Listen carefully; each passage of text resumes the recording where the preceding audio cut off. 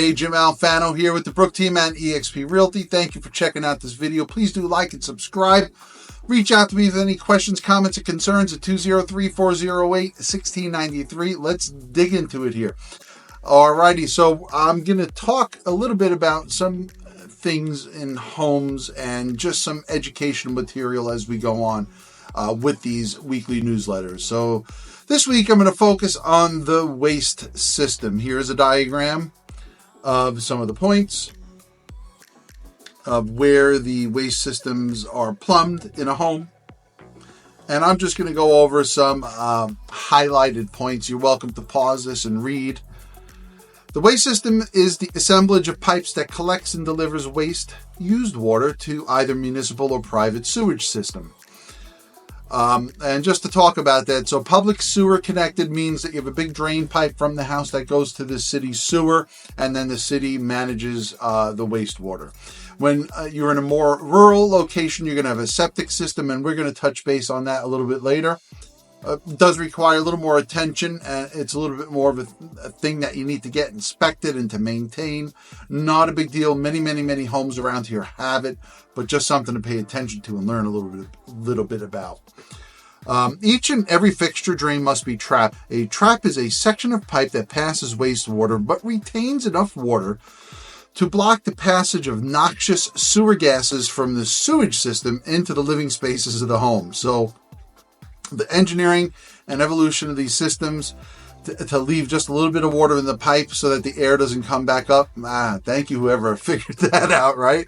All right, so 5 over here. As with a river, the small tributary drain pipes that feed into the main house drain are called branches. All right, so the little pipes that lead off of the main are branches of the main. Again, pause and read anything you like, but I'm just going to point out some key points. I don't want to make this video too long. Happy to revisit the issue and discuss it as well off of this video. All right, so then we have a vent system. Okay, so, the vent is going to keep some atmospheric pressure in so that the water seals in their drain traps are not siphoned away. That's an important thing. All plumbing fixtures, things that use and discharge wastewater to the drain system, possess traps. It's a necessity because otherwise the odor would just come right back. The primary vent is part of a large diameter vertical pipe termed the stack. Because it provides a direct air passage to the municipal sewer pipe or private septic tank, a vent stack must be terminated in the open air, and to keep the sewer gas as far from possible from people, it is usually terminated through the roof, as you can see in this photograph. Okay, take a look at this. I'm not going to read these points, and I want to get into a bullet point and the items about this private septic system. I have here a picture of the septic. It's a little more zoomed in. The text is a little grainy, so forgive me, but this is basically what the septic system would look like, okay? And there's just a little difference with the upslope versus the downslope one. So let's look at it. So number 1 here, raw waste enters the septic tank from the house. 2, light waste, soaps, fats, etc. forms a floating scum layer. 3, heavy waste settles to the bottom and is decomposed by bacteria, which is very important that we have a healthy bacteria amount of bacteria in the septic system. Non-decomposed material remains as sludge. Okay. 4, clear effluent flows to second chamber for further settling. Okay, so this is a natural flow, and it's going to go in here and settle even more.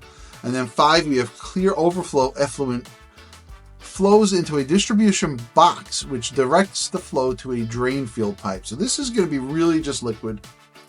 And it's going to go into this here drain field, which is perforated pipes to distribute the effluent uniformly to gravel-filled ditches.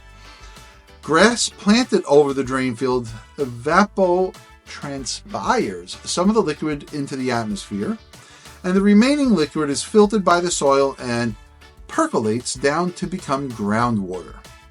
Okay, so that's how that all works, and basically the drain field upslope is going to have an additional of a sub pump here to pump the water up. Okay, and then we have some do's and don'ts, which are some great points. Spread automatic wash use over the week. so that you're not overloading the system. I'll add a do here. When you buy a house, have an inspector check your septic system. Very important.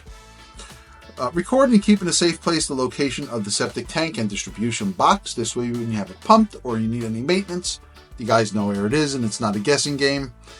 People will find it, but I've seen the inspections when we don't have any idea where it is, and sometimes it's easier than not. Have your septic tank checked every 2 years for a family of 4 and 4 years for a family of 2. Keep a log of pump outs. So you're going to pump out the septic every 2 years too, is what they mean. Really can't overdo it, but you're just spending money if you do it too often that you don't need to spend. Practice water conservation. Keep trees with large root systems far from the drain field. Plant grass over the drain field. Compost kitchen waste or dispose of it in your garbage. Yeah, you don't want... You can't do a garbage disposal in your sink typically with the septic system. You don't want to do that. You can do it with a public sewer, but you got to be careful when you have the septic, and you don't want to throw anything that shouldn't be in the septic. Really just toilet paper made for septic systems.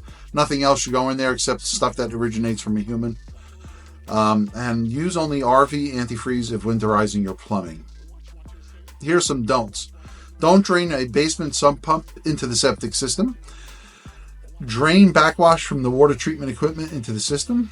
Don't use a septic tank additives in spite of manufacturer's claims. Yeah, I've heard this from septic inspectors as well. It's nonsense. I just mentioned this. Don't use garbage disposers. I call them garbage disposals. Don't plant anything but grass over the drain field. Flush paints, varnishes, fats, grease, waste oils, or chemicals. Flush paper towels, sanitary napkins, tampons, disposable diapers, dental floss, condoms, kitty litter, cigarettes, and pesticides.